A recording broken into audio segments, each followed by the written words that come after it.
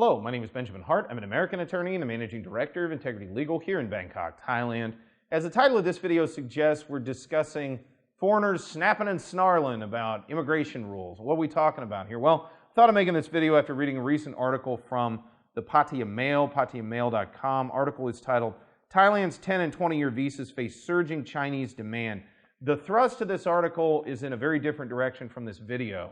I'm going to quote a small excerpt here. I urge those who are watching this video, go check out that article in detail. A lot of interesting information, good insight in there about possible future of tourism here in Thailand, as well as some of the longer stay visas. But I thought this excerpt was interesting. Quote, European expats may snap and snarl at these long stay visas as they grapple with the ever-changing immigration rules for one-year renewals. But Thailand isn't looking in their direction right now. Okay, what are we talking about here? Well, one, the snapping and snarling is about Thailand Elite and the LTR visas because, quite frankly, they're more expensive than standard one-year visas.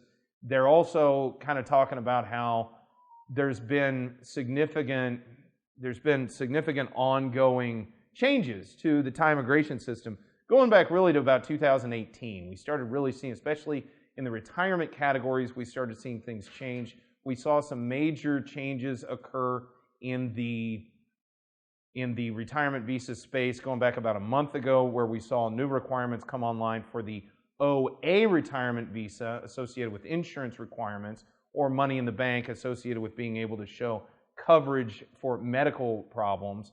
But again, these are not super huge differences. And I would argue, the notion that the immigration rules are ever changing, I don't think that's quite right.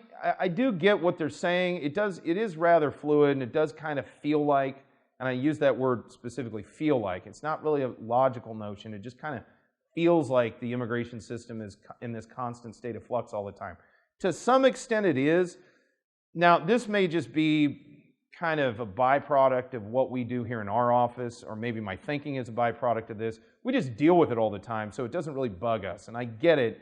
If you only deal with this once a year and it's radically different from what it was the year before, it's probably a little bit galling.